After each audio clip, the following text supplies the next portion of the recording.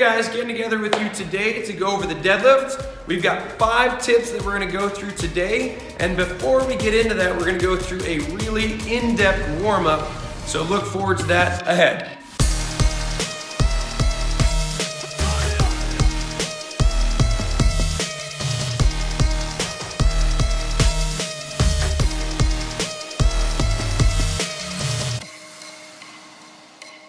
Hey guys, Tom Petkiewicz with Tapping Fitness Nutrition here. Just wanted to get together with you today to basically go through tips and strategies for the deadlift. Basically wanted to make sure that you guys have some input of kind of 5 different points that we're gonna go through today for the deadlift that are huge and key aspects of the deadlift that I make sure that all of my clients know. Before we go into that, we're gonna go into a warm-up and strategy on how to kind of get ready for the deadlift and how to properly prepare for that. One warm-up that I typically give a lot of my clients for the deadlift, but we're gonna go through basically some rolling, some stretching, and some muscle activation. So we're gonna get started right now today with rolling. And with that, I wanted to kind of cover some different rolling. This one right here is basically just a PVC. You'll see that it's, I believe, a 3-inch PVC, and you can buy 10 feet of this at Menards, Home Depot, Lowe's, any of those. This one's actually a 4-inch. The reason that I have those 2 choices for my clients is that one specifically is a little more pinpoint and gonna be a little bit more pressure, kind of like a massage or a deep tissue massage. And then this guy right here is actually going to be a little less intense. I use this for a lot of beginning clients, people that are really overactive, a lot of people that have never foam rolled before. This is typically where I start them and we progress them into the 3-inch PVC. But like I said, we're gonna use that on our quads today to basically get rid of tension in our quads, because we as Americans sit so much that I wanna make sure that we are getting rid of that and doing some self-myofascial release, basically some massage in the quads to get rid of that, and then progressing you into a stretch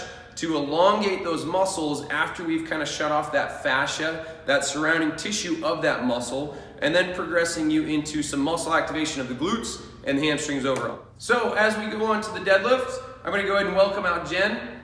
Hey Jen.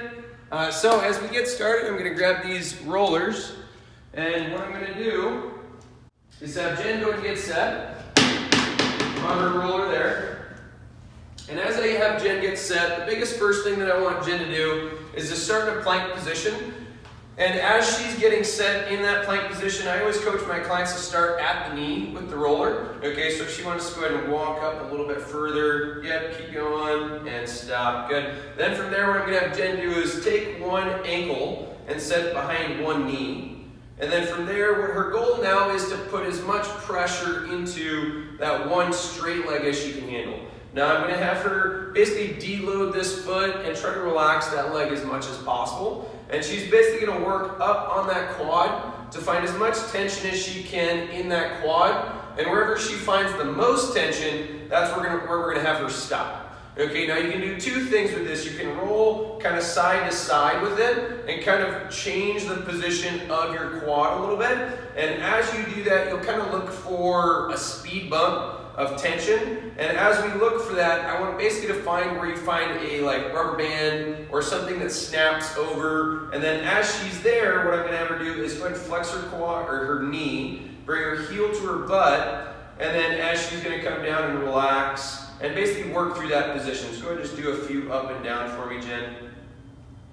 And as she does that, she'll find more tension as she works through that. And we kind of work on what's called active release with this. And she's massaging, but now also kind of stretching and kind of working out that tension within that fascia, which the fascia is the surrounding tissue of your muscle. And sometimes that can get tight and overactive just as well as a muscle. Okay, so the reason we do that first is to shut that fascia off first. Now we're going to progress into what I call the half kneeling pretzel. And the half kneeling pretzel is to stretch the quad, the hip flexor overall. So what we're going to have Jen do is go ahead and come off the roller. I'll take that from her. And then we're going to have Jen go ahead and take a knee on the mat. And as Jen takes a knee on the mat, I'm going to have her bring one foot forward into a lunge position. And what she's going to do is she's going to leave her opposite hand down on the floor. And then what we're gonna next have her do is she's gonna sweep this leg across the body and back like this. Then she's gonna reach for that leg, and then she's gonna try to slide that hand down to her ankle for her position. Okay, now her next goal is to try to stack this shoulder on top of the other shoulder. And the goal is to bring this heel back as much as possible and then drive her hips forward in that stretch.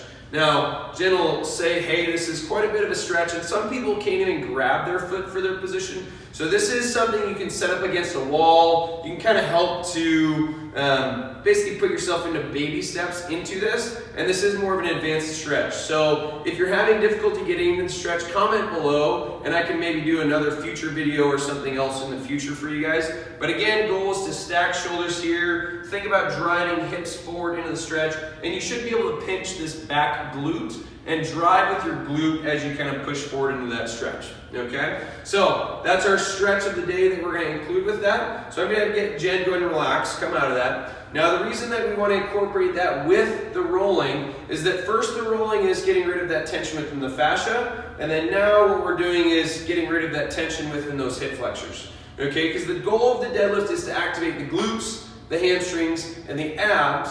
But the tighter the hip flexors are, the less that those muscles can activate, okay? So if we're focusing on deadlifts for the day, the goal is to get rid of the tension in those areas and to create more tension in the areas that we're trying to recruit within that muscle or within that movement as far as overall for the day, okay? So next we're gonna have Jen go ahead and lay on her back. Okay, now as she's in this position, what I'm gonna have her do is take the mat, we're gonna have her pinch that between her knees. Okay, now the reason I'm having her pinch this is because when I have her do that, it's gonna not only activate her adductors, but her core just slightly. But next what I'm gonna have her do is think about pressing her lower back against the floor. Okay, so I'm gonna go and kind of like arch your back off the floor for me, Jen. And then press your lower back down again. And you'll notice kind of pelvis to ribcage shorten.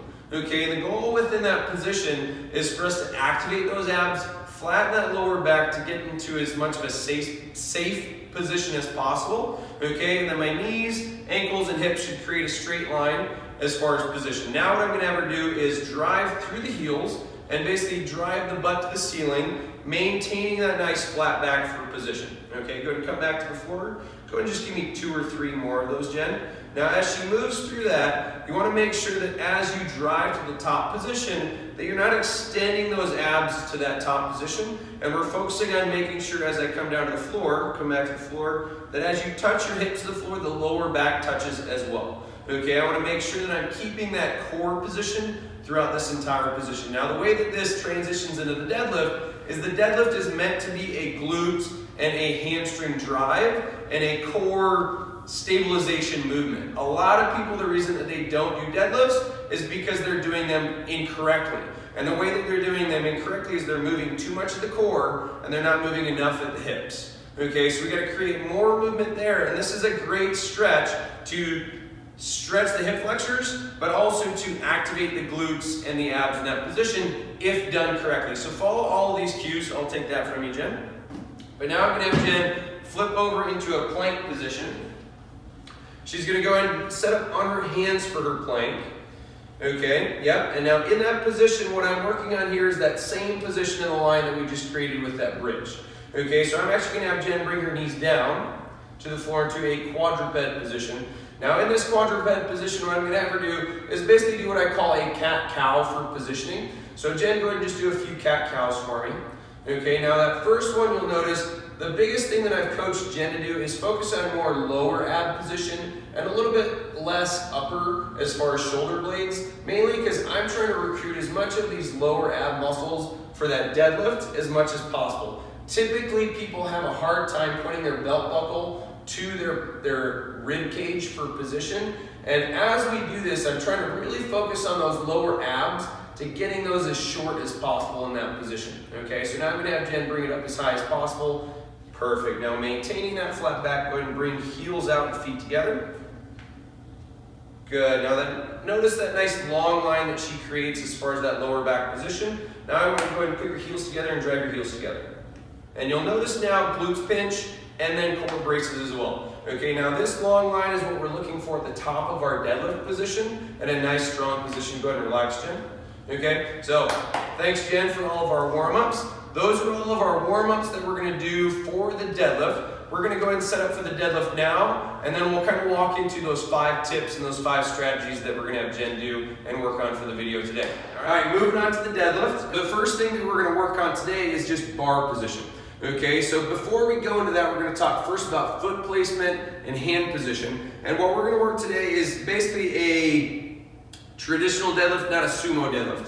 Okay, mainly because that's typically what we're going to do in daily life. And the reason that I like the deadlift so much is that it teaches you how to pick stuff up very well, and really that's a really fundamental movement to everyday life. Okay, so I want to make sure that everybody knows that, and that we're incorporating things that, hey, I know how to pick up my kid, I know how to pick up this couch or whatever else correctly.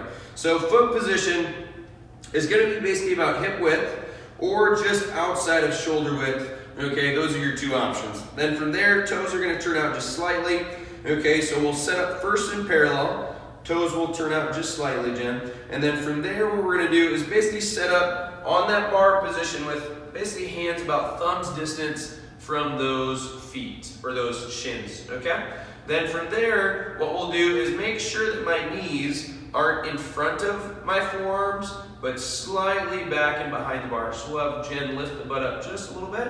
Okay, now you'll notice that as far as position, that her knees are basically in line with her forearms in that position. Okay, so I'll have Jen not lift up the bar, but go ahead and stand up and relax for a second. Okay, now as we've set up kind of that bar position and that bottom position, next thing that I want to coach you on is making sure that we don't set up with the bar really far away from the body. Okay, so Jen, set up that same position for me, right where you're at. Yep, but then I want you to bring that bar close to the shins as far as for your position. So that's one approach that we can take to setting the deadlift up. But typically what I coach my clients is go and stand up again, Jen.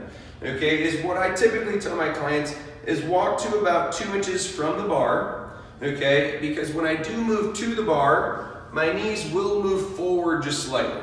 Okay, so basically I want to set up pretty much in line with the bar for my position and at the center, set up those feet for position, and then go ahead and set hands up on the bar for me, Jen.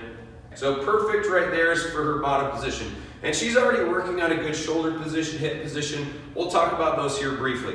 Okay, but now what I'm going to have Jen do is go ahead and pick up the bar, stand to your full top position. Okay, now that top position, now notice how we're incorporating that kind of that plank position that we just worked on. Okay, so now in that position, I want Jen to overemphasize bringing her belt buckle to the ceiling. Yes, and we'll notice that that position somewhat changes. Okay, now this is something that Jen really works on within a lot of the movements and a lot of things that we're working on, like push-ups and other things. That's how we transition into the barbell here. Okay, so Jen, I'm going to have you just go ahead and just do like 2 or 3 repetitions for me, and we're going to talk about a few more positions, okay? Okay, so now notice as that bar moves up and down. Go ahead and keep moving, Jen. That bar pass should be straight up and down. Okay, bar shouldn't come forward as you come down. First movement as you come down should be straight down. And as far as position, making sure that she's sitting butt back to the heels. Okay, now next thing we're going to work on is as far as making sure she sets up and drives through the heels and make sure that that bar path is closed. Okay, now when I say drive through the heels, that means that I'm pushing most of my pressure into the heels, but I'm not pressing so hard that I lift my toes up. That's where a lot of people get confused here. We want to make sure that we keep a flat foot position and that we're not lifting any of the foot, but that we're driving all of our weight through the heels. What that does is it keeps our center of gravity back, and it also makes us a stronger lifter because it's keeping that bar path as close to the body as possible. Okay, the closer that that bar can get to my shins, the more efficient that I'm going to be able to lift, and the lighter that that weight is actually going to feel. Okay, so we can actually move heavier weight, and it actually doesn't feel like as much. Now, as she's moving, the goal is to drive through the heels, and even as she comes down, the goal is to sit butt back to the heels and keeping that bar path close to the thighs as she moves down, rather than sending the bars forward and falling into the ball of her feet. Okay, so go ahead and give me a few reps again, Jen. Now you'll notice, again, at that top position, a lot of people here, go ahead and pause, tend to want to pop up the toes a little bit. And this is the point where not only at the bottom and at the top, I do want you to drive through the heels, but I want you to keep all of your toes pressed down to the floor and making sure that you're nice and strong into the feet. One other thing, that tidbit, is that people will typically do the deadlift and they'll do it with shoes on. I actually promote as much as possible for people to do the deadlift barefoot. You're a little bit closer to the floor, you get more information from the floor, and any shoe is going to have some cushion, and it's also going to have a heel lift. Okay, so the goal is for you to be as grounded as possible, for you to have as stable of a surface as possible to lift from, but then also you get more information for your toes, your heels, and those neuroreceptors from your brain kind of understand how to move that weight a little bit more efficiently. Okay, you'll notice that from a lot of high-level powerlifters, a lot of them will lift with bare feet. Okay? Next thing we're going to touch base on is your shoulder position. Okay, so now shoulder position through the lift. We want to make sure that shoulders don't rotate forward, making sure that we're thinking about bringing shoulder blades together through the entire movement. One thing that I typically see with this is that now as people come to that top position, they're wanting to arch that lower back at the top position. So as we bring shoulder blades back in together, we want to make sure we're still keeping that lower ab function. Okay, so pairing those two things together now. So we'll focus on bringing shoulder blades back together, and then we'll also focus on pointing that belt buckle to the ceiling and activating those glutes at the top. Okay, so Jen, go ahead and demonstrate a few reps for me again. Next and last thing we're going to work on is elbow rotation and external rotation of the humerus and the shoulder. Okay, as we work through this, the cue that I like to give people is thinking about breaking the bar. Okay, when you break the bar in half, what that does is brings those shoulders into an externally rotated position, and as we set up in that bar, what it'll do is rotate the crook of your elbow forward, it'll rotate that humerus head kind of in the socket, and it'll also activate those lats to engage that core and basically connect your arms a little bit more towards the movement. Okay, so the goal here is to activate those arms by keeping it in a straight arm position. So you'll think about squeezing the triceps and the lats, but really thinking about just breaking the bar in half. What we'll do with this one is focus on that at the bottom before we initiate the bar up, and keep that throughout the entire position now. Okay, so we don't want this to take away from anything else, but I want to make sure that I'm activating in the lats and connecting kind of arms to that. So think arms just guide, break the bar, and drive the bar and guide, or drive the bar with the hips. Okay? Okay, now you'll notice elbow position again, that she has crooked the elbow forward, and she's really emphasizing that break the bar position. So she's really doing well at that position as far as overall. And you'll notice she's got that nice, strong, good posture at that top position. All right, so let's give Jen an applause. Thank you. I just want to thank you guys for tuning in. And if you do like today's video, what I want you guys to do is like down below, and then also subscribe to the channel that we have as far as Tapping Into Fitness Nutrition. As far as for any future videos and content, I will put in a link below to my Facebook page as well, to make sure that you guys can see any of our Thursday Facebook Lives. But we are doing a February deadlift challenge that you guys are welcome to participate in, and I would love to have anybody within this social media community within YouTube take part of. So if you like these videos, make sure to hit the like button down below and also subscribe, and then make sure to comment with any future content that you guys would like to see as far as other movements and other things that you'd like me to cover in the future. But thanks for tuning in today, and look forward to you guys crushing it as far as future things and things ahead. But have a great day. Take care.